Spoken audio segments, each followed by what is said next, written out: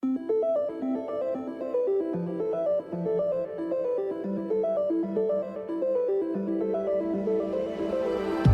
of the cool things about being where we are right now is that all of us can participate using the most human technology we've ever built and help define what that looks like for everyone else. And we know there's going to be disruption, but we don't know what it's going to look like. So any of us could potentially play that role. And there's a lot of opportunity in that disruption as well. Welcome to Modern Logic for Your Business, where we talk about AI and technology. I'm Andy Ron, and with me is Dustin Brusdak. Today, Dustin, what do we talk about? The shadowy shapes of things? The labor market? The shape of the shadow of the thing and the shadow of the thing. The shadow of the shape of the thing? It'll make sense. It'll make sense later. Also, a new report from Anthropic that talks about the impacts of AI on employment and the labor market. So check us out. It starts right now.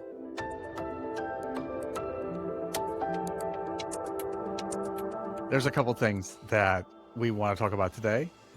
Anthropic has a new report out, and there's the shape of the shadow of the whatever. Let's start with the new blog post from the person who wrote the shape of the shadow of the thing. Yeah. So let's just briefly, if you aren't familiar with the shape of the shadow of the thing, this was a article written in 2024 by a Wharton professor. He heads up their AI research. He was also Time Magazine's Ethan Mollick. He was also Time Magazine's one of their most influential people in AI in 2024. So he's a guy who knows what he's talking about. And in 24, he wrote this article that kind of hit most of us who paid attention to AI. He was talking about the shape of the shadow of the thing. The summary was anyone who was making predictions about AI was basically full of it, because all we could really make predictions on and what we were starting to see was the shape of the shadow of what AI was going to do to society and culture at large.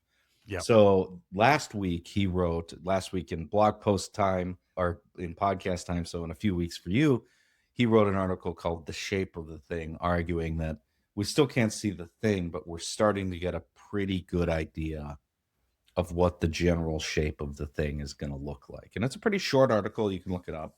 We'll link to it in the show notes. Yeah, there's some fun things in here, like humanity's last exam. Have you heard of that? So they're just trying to come up with a way to test how smart is AI these days. So they come up with the hardest exam questions ever and call it humanity's last exam. And then they keep giving it to AIs to see how it's doing. And it's getting better and better. Yeah. And I think that's the thing we knew when we knew the shape of the shadow of the thing. And the thing those of us who were pro AI or helping people with AI anyway, we're saying is this is the worst it will ever be. And that continues to be true. And what we mean by that is it's just going to continue to get better and better. And we're seeing exponential improvements in its skills. And even if you think that these one of the arguments he makes, and I agree, even if you think that these metrics are gamed, if they're not good metrics for approximating human intelligence, the fact that it is getting exponentially better basically across every metric that we can measure it on over time means that the trajectory of it allows us to understand that it is going to continue to get better unless it hits a wall. But we're not seeing a wall in the numbers. We're not seeing a wall in the metrics. We're not seeing a wall in the math. So we can assume, at least for the next few years, that it will continue to improve. And with the improvements that we saw just over from December to March, we can extrapolate now and say, here's what that might look like from a societal perspective. And what we know is that it's going to, and he talks about in the article, what we know is that in the short term, it's going to cause really significant, but what's called jagged disruptions to different industries, to the markets and so on. And he uses the example of the Citrini article, which caused the stock market to crash or tank. One basically think tank publishes an article saying, hey, I bet you these industries like Visa or whatever are going to be obsolete in 3 years. And boom, stock market drops by 10% in some cases. In overnight, basically. Overnight. And the Citrini article was a really interesting think piece about what 2028 could look like. It was written from the perspective of an analyst in 2028, looking back at the last few years Hmm. as the job market effectively disappeared for knowledge workers. So it was a really dark article. It was a really interesting article. I think it was a great contribution to the zeitgeist. But one of the things, general summaries is there was zero optimism. It was completely, if everything went the worst it could possibly go for the labor market, and there was no innovation that wasn't AI driven. And so, what I think we're going to see, and the Well, shape of the thing is, we're going to see. I was just gonna say one thing there. Uh, he's speculating that's what led to the layoffs we discussed last week at Block, was this kind of doom and gloom outlook of that one article. So it's having real world impact, not just a temporary stock Well, market fluctuation. yeah, and the zeitgeist on the block layoffs it's a little more nuanced. There's this thing called AI washing, where these CEOs they need to do Yeah. layoffs and they blame AI, and We talked people are about that last blaming week too. Dorsey for Yeah. that. We talked about that last week, but I think the argument is that we're going to see rolling disruptions in a variety of ways, including we're going to see the stock markets get skittish and scared. Things are going to go up and down. Investment is going to be effectively really bullish on certain things and really bearish on certain things. And week to week, that might change. And those of us in business and who are touching the macro economy in any reasonable way are going to experience some turmoil over the next few years. And For sure. that's obviously that's true. We've lived in that for the last few years. We're going to continue to live in that. But the shape of the thing is that the through line is we're going to see this extreme continued increase in capability in models. And we cannot predict what the thing is going to look like still when we start to see those models mature a little bit more. And there's another AI thinker. He's a social media guy called AI Learning. His handle's AI Learning Lab. I've done some of their events, and they have some interesting like brass tacks thinking on this. And they talk about what's called the jagged frontier, which is the deployment of AI right now is jagged in all these different industries. I don't think they coined jagged frontier, but what he talks about is how we're going to see a fracturing into multiple different types of economies. And one of the things that we don't talk about is what all the people that are leaving places like Block are going to do. Because historically, when you have something like a 40% layoff across an industry, that's when you see the disruptive technologies get created. So the Block engineers aren't just going to go and become farmers. They're going to stay engineers, and they're going to grab the same AI tools that led to their layoffs and think, how do I put Jack Dorsey out of business? How do I do it with a team of 5 people? And we're Yeah. going to see the next generation of disruptors arise out of this industry churn. And historically, that has innovated us into a growing economy. And the argument now, and the question is, does AI prevent that from being a growing economy by flattening the need to hire? And we don't know what Boy, that answer is. it's there's so many different factors in here. One of the things that amuses me in the shape of the thing is he draws this green line that says PhD domain experts on this GPQA diamond benchmark performance. And there's all kinds of models that are above that line. And yet I know from using these things that it's not the same as hiring an expert. I inherited a really amateurly written, messy code base, and I've been refactoring it to improve it for a client. And it still takes my interaction looking, even with Claude and Codex working on it, doing their best on code they entirely wrote to say, this is wrong. Why would we do it this way? So, yeah, in some measure of testing, they're able to do better than experts in the field with 10 years of postgraduate education or whatever. But when the rubber hits the road, there's still it hasn't really escaped the fact that it's just a next token predictor.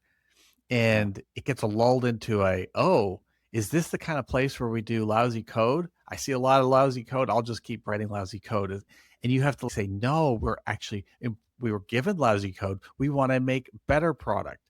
So how do you translate that to the workplace? If you have a lot of poorly done work and you want to use AI to make it better, is it going to make it better? Or no, I think you have to work with it, even though these things are really powerful. It's a normal You need technology to back give to it our the original thing. context and training. When I go and talk to people, I talk about how you need to treat this and put the guardrails on, because ultimately it's still new technology. And what that means is that it's brittle, where it's Yeah, effectively brittle intelligence.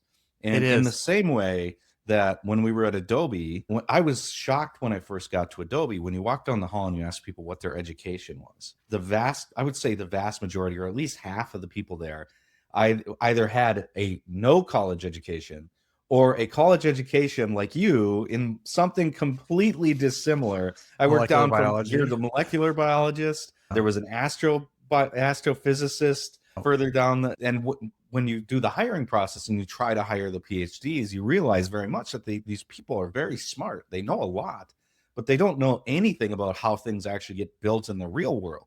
And so kids who were in their garages coding things in high school tended to be better craftsmen because they were well, more enthusiastic and they were building yeah. actual things that people could And this use, actually ties right? into the other article we want to talk about, which is there's a difference between a job and a task. And I think this next article we'll talk about from Anthropic, it's important to notice that distinction. They talk about how suitable tasks are for AI automation and what Yeah. percentage of tasks are being automated by AI, but not jobs, because jobs are a collection of tasks and only a fraction of the tasks that is required to be, say, a successful software engineer can be AI automated. And that's why I think a molecular biologist or someone who just has a high school degree actually, if they have the broad skill set, could thrive at a place like an Adobe, because you can learn on the job specific things that you might have learned with a college degree, but having that broad set of capabilities to have the social components to discuss with your team and be successful, just the work ethic, also the ability to see like when they're going off the rails on something. I think that's a problem. AI just doesn't necessarily stop and think about, wait, does this even make sense anymore? It'll just keep on going, predicting the next token. I was That's having a that's conversation actually with good news for workers, because some of your tasks are going to be taken over by AI, but we still need the human for the job, at least at I this was point. having a conversation with an equity investor yesterday, and they buy companies and they renovate them. Some mid-size, so $500 million companies is mid-size in their world, right? And they were talking about these. When you get into those rooms, they have an insane view of what a small amount of money is compared to the average human. But what's interesting is they're dealing with mid-size and large organizations with a few thousand employees. And we were talking about AI investment and the future of the jobs market. One of the things that they said they're seeing is the skills, the technical skills are mattering a little bit less because you can have AI do the technical tasks. But what really matters is communication skills, Yep. management skills, and the clarity of decision thinking.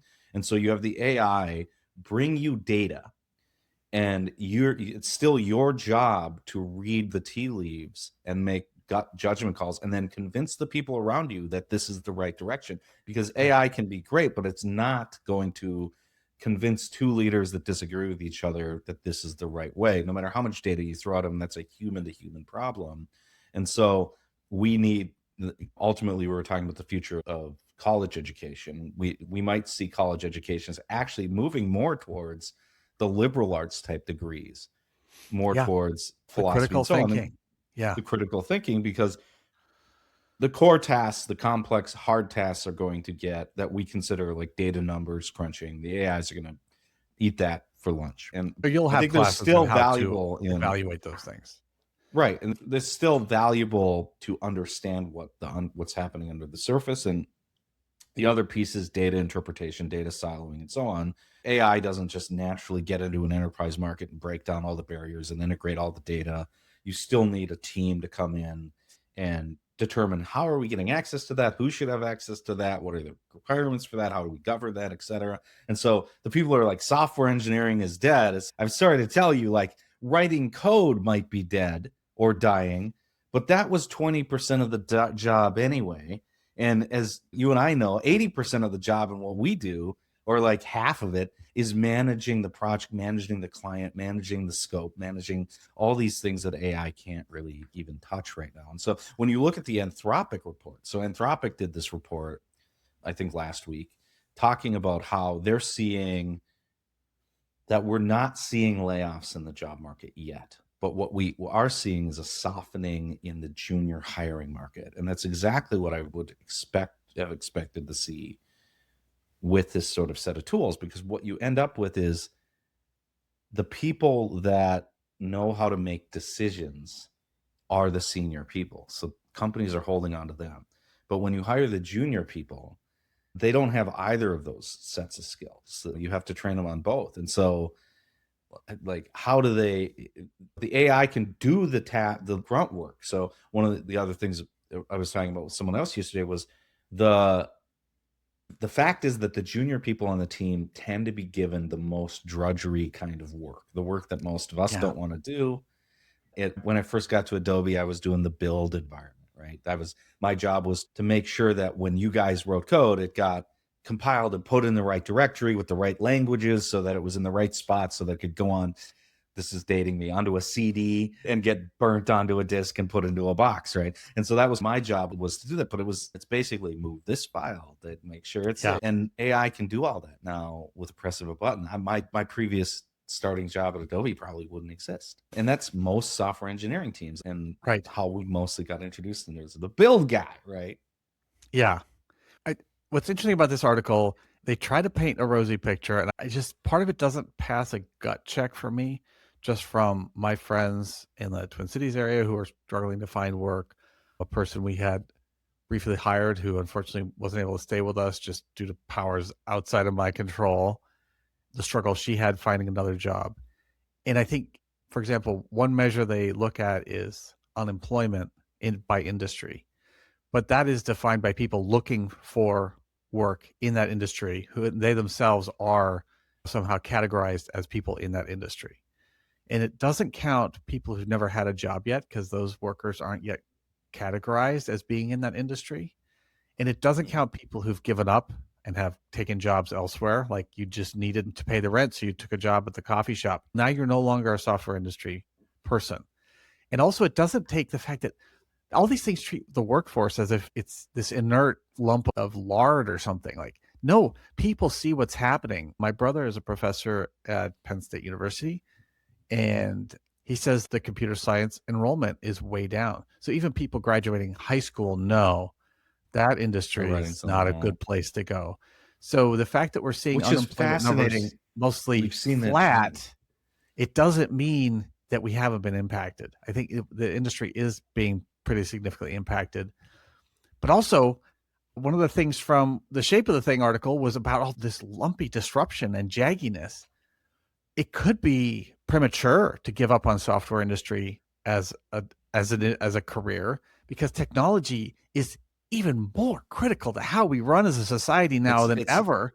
It's going to be So more critical than ever that people know how to look under the hood and see how the engine works. I think what's missing is we need a higher level of skill from, or at least a higher level of, it's a different set of skills though, right? It's a different set of skills. And so certainly you can't just say, I'm going to be a C programmer and I'm going to work on this code base until I die. That's not going to work. Yeah, But and I think one of the things I know from having worked with you guys, who are the most senior people that I've ever worked with. There's a few other people that are as senior as you that I've worked with, but you guys are at equal to anyone. I would put you against anyone I've ever worked with from that perspective. And one of the skills, one of the reasons that matters is because it's not really about writing code, because anyone in one language can get the job done at a really high level of seniority with a few years of experience, 3 to 5 years of experience. But what you get when you have 20 plus years of experience is this versatility.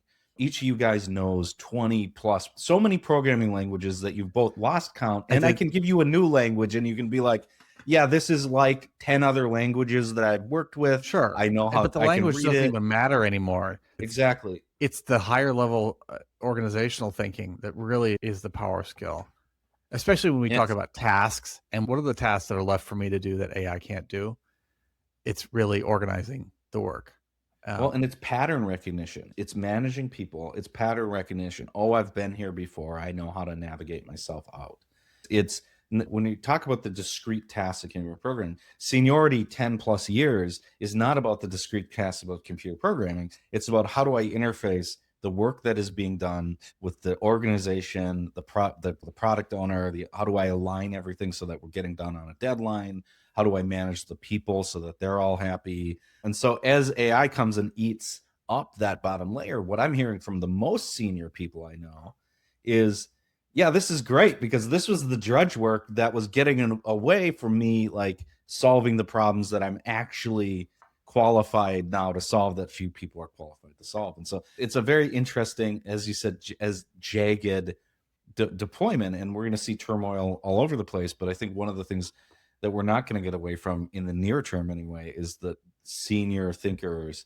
I think there is a avenue for junior new entry employees to be trained on, here's how to solve some of these problems. But I do think we need to go back to how we educate and how we train. So there is And also hope. how we hire. Like, someone I know was looking at either didn't get a job.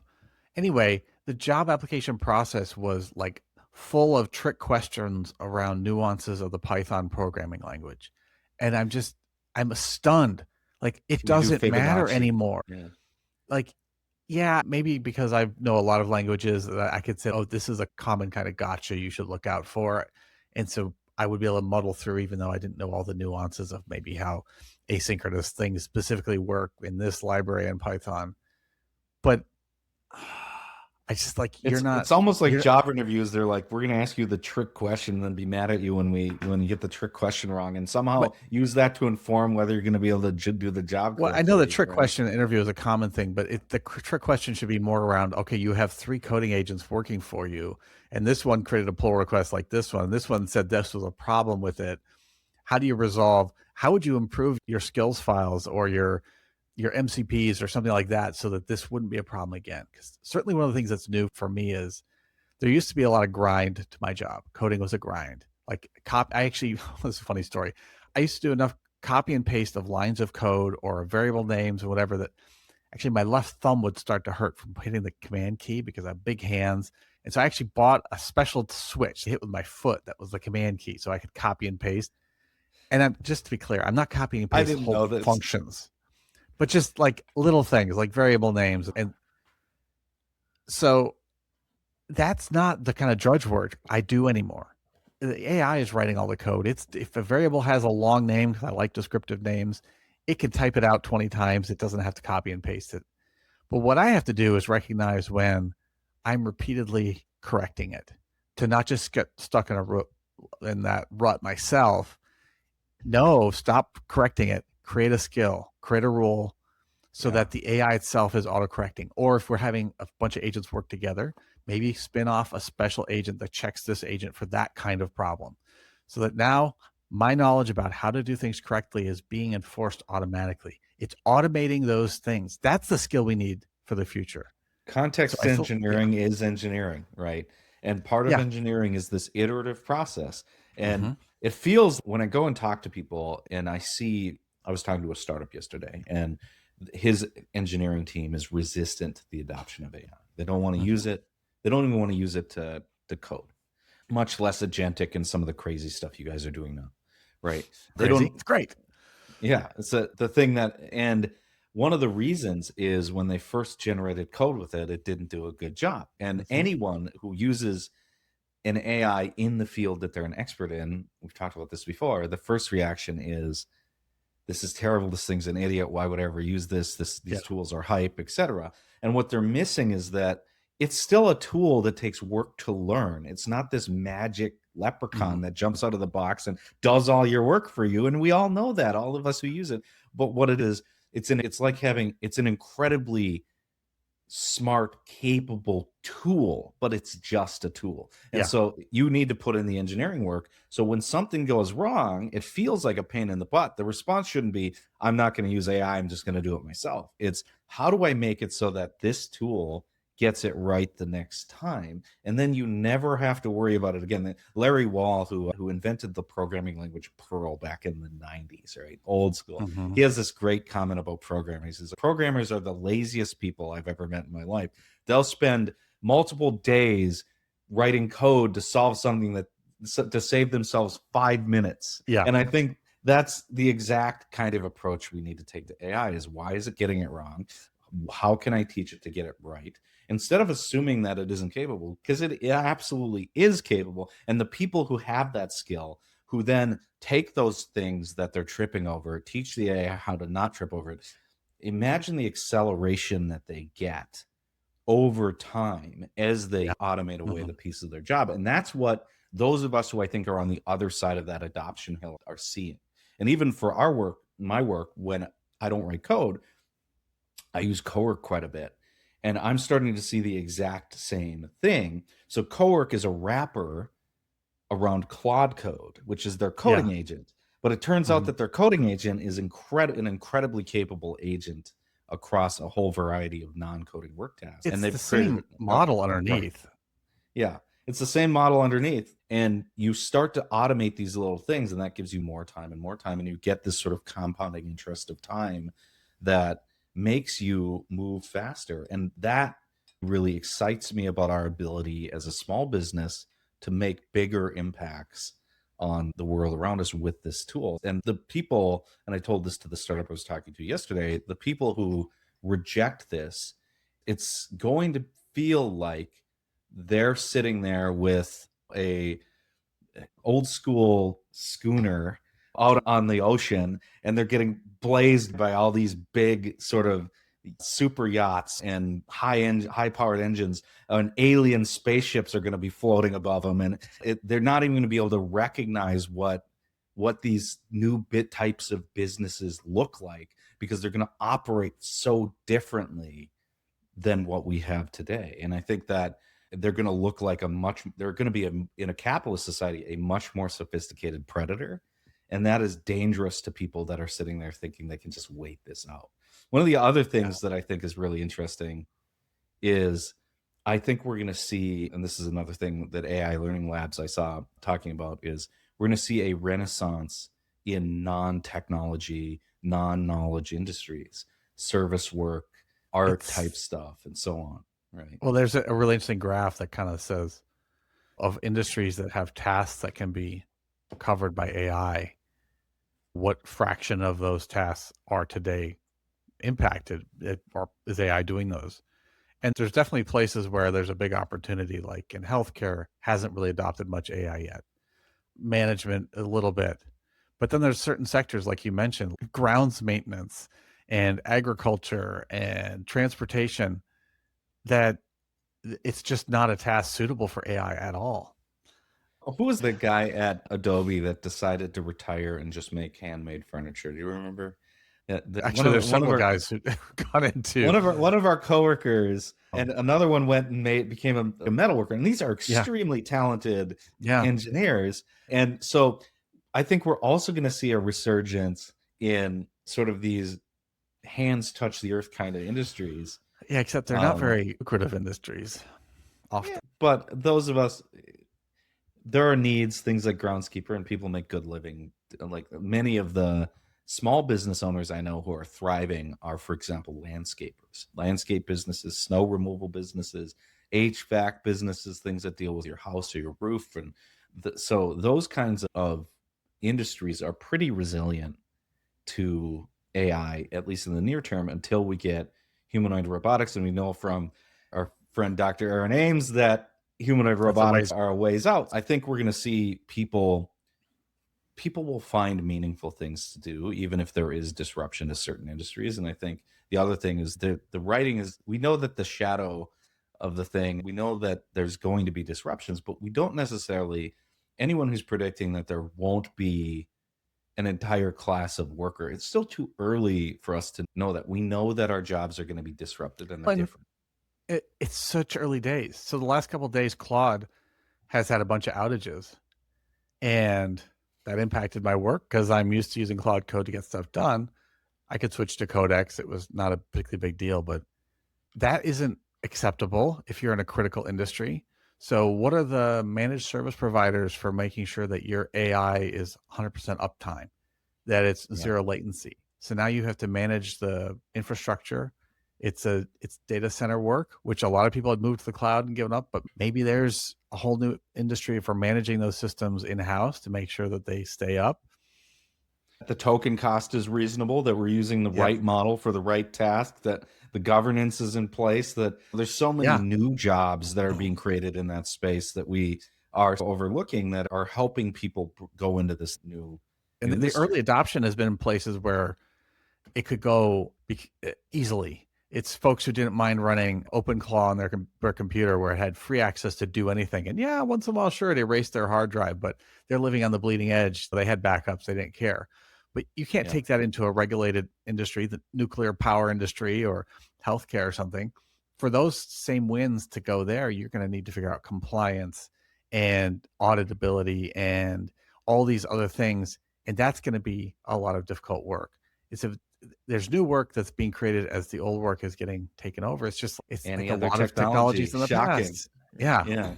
So I do think the way we deliver work is changing and will continue to change. But those of us who existed and did some work before the internet and before mobile phones, like the same thing has been true. And I do think AI will be more disruptive than those previous technologies in that I think they will more dramatically change the way we deliver specifically knowledge work. But it's still too early to be a doom and gloom person on this. I think a pragmatic view would be let's keep an eye out for the opportunities. Let's be open to change and let's try to read the tea leaves as much as possible on where it's going for our specific career and industry and educate ourselves on what the tool can do and where the tool is moving so that we are ready for that leap when things do change and we're not left behind or maybe if you wanted, if now is the perfect time, if you were considering a career as an artist to really start thinking about that, right? Like, I mean, if you're in technology now, I think you need to be using these tools I and figure agree. out how If to you're going to master stay them. in technology now, did you see the article? I think it was OpenAI's internal review, but I could be wrong on this, on their medical AI that they built. That basically it's fed all this knowledge from doctors, and its job is to give you diagnoses and act as a virtual doctor. And on all of the metrics, it did incredibly well. But when they deployed it, it's been a massive failure because what they found is they'll have a fake patient, present a emergency type task, a task for which any nurse would tell them you need to go to the emergency room. And then they would provide it with additional context, oftentimes from a family member, where the family member was, I don't think it's like a sentence, I don't think it's that bad. And the medical diagnosis would change from you need to go to the emergency room. They could literally see it reasoning and they could see it come to the conclusion that the person needed to go to the emergency room. And then it would be like, oh, but this sentence implies it's not that bad. So we're just going to tell them to take aspirin. And it would make the exact wrong result for Wow. some very serious conditions. And So it's 40 million people have used this AI in the last couple months. And it is making very clearly wrong decisions because it doesn't have the governance and guardrails that prevent it from being brittle in those kinds of scenarios. Things like saying, if you come to the conclusion that they should go to the emergency room, you should never change that conclusion. the whole architecture of this, that a sentence uttered by a, a, a family member who's not a medical professional would be treated with the same level of importance as hard facts from diagnostic tools or from other medical professionals. It just seems like a badly architected solution. The inputs from family members should go through a totally different pathway. That's all right. What are the actual facts we have here? And when they have things like, I think, or this doesn't seem, you should just throw it out. What are the hard facts? When did he fall down? When did he start behaving erratically? Did you take his temperature? Was it elevated? Those are facts. So, but that gets to the next token prediction, right? Like the big problem with it isn't that it isn't possible to get these things to reason in the right way. Yeah. But what we found is that if you go on the first run, the first flush, and you ask it to do a thing, and then you get the result, anything you put into the context gets weighed equally because all it really is doing is looking at the entirety of the context and saying, what is a reasonable next, what is the most likely next word to put here given the context that I've given. And so given that, the only thing you can really do is do what I do, which is belabor your point over and over again and hope that statistically that drives down the chance that it's going to pick the wrong next token, right? But that's not a sustainable way to build something like a healthcare tool. Right. And But what they found and what we're seeing in coding is this loop where you ask it to validate its results. And if it's not seeing what you expect, to restart and go over and fix those things. And it turns out that what used to be called the Ralph loop, after Ralph Wiggum for some reason that I don't know, this is how cloud code works. Is you see Mhm. it start, it builds a plan, it executes the plan, it validates, and if it doesn't see what it was expecting when it built the plan, it kicks it back in and does it again. Okay, I just have to say, the it's amazing that we could just dump all of this text into a thing and build a machine that seems to talk and think. And then now we're taking its output and we're feeding it back to itself in some kind of regurgitation cycle, and it seems to do better. That's all really like amazing and cool, but it's not a guarantee that it's going to give you good advice for a medical situation. You still Right. need some higher level guidance, and you can't just say, "Oh, we'll just feed it to another LLM." At some point, you have A to actually doctor knuckle needs to down look and at do the it. hard work and reason as a human about what is actually going on here, because it's this big black box, and it, it just we can't just keep saying, "Oh, we'll not even bother understanding how it works. We'll just take the output from this thing, which isn't so good, and feed it this other thing, and it'll somehow get better." In some ways, it's asymptotic without us actually doing something different than those steps. And I do think you can get to reasonable conclusions, better conclusions, and so on by doing this iteration, even in high risk scenarios. But this gets to our safety conversation from a few podcasts ago, which is if you're going to be dealing with things like human lives, if you're going to give this thing the ability to pick targets for weapons, which is what the DoD Anthropic argument is about right now, Mhm. you need to ask yourself, at what point do we need humans to be making these decisions, if only because we want a second gut check, a culpable person to point to if the decision is wrong. And how are we, and that gets to AI governance, because at the very least, if the AI makes the wrong call on a medical situation, you want that to be done. You need to be sitting in a room with other people who are architecting these AIs and saying, what is a reasonable margin of error that we are willing to accept for this particular outcome? And that margin of error is very different if it's writing your marketing copy than if it's deciding whether dad needs to go to the hospital because his Right. chest hurts.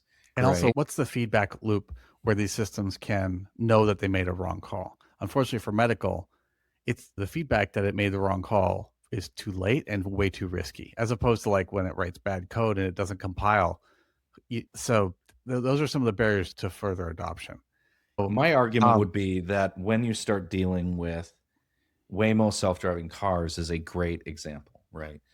When you start seeing that the error rates for the AI are statistically and measurably in meaningful scenarios, not just metrics, better than humans in the same position, it feels wrong, but that is when we start trusting the technology. And that is a very high bar although to hold I AI gotta to. say, for the car, I'm not going to say it's easy, but at least you have an iteration loop for feedback.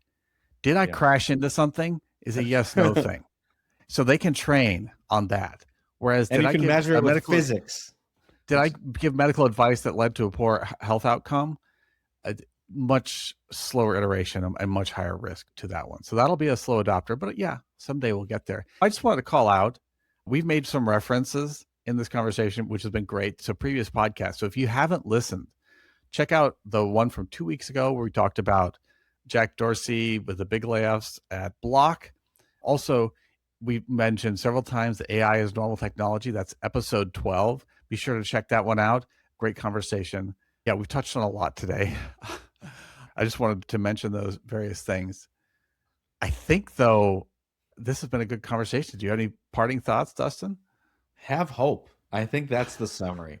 Right? Go play. This is never the thing I've known from having a front row seat to basically every technology revolution since 1990 is Mhm. that the people that played, that just had fun, that went out there and instead of worrying, and worry is a natural human emotion, but people who set that aside and said, I'm going to go and find out what this thing is good, what these things are good at, and I'm going to play with them.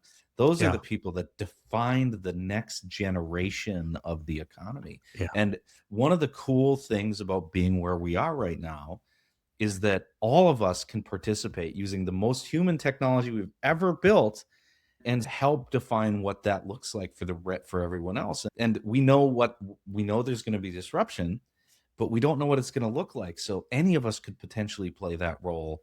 And there's a lot of opportunity in that disruption as well. And if you just set aside the fear and you dive in, what I know from previous technology revolutions is there's plenty of room for Yeah. people who are enthusiasts to find success in new economies. Well, and for me, certainly play is one of the best ways to overcome the barrier of the skepticism or the like, I don't even understand what you're talking about. How is this possibly useful?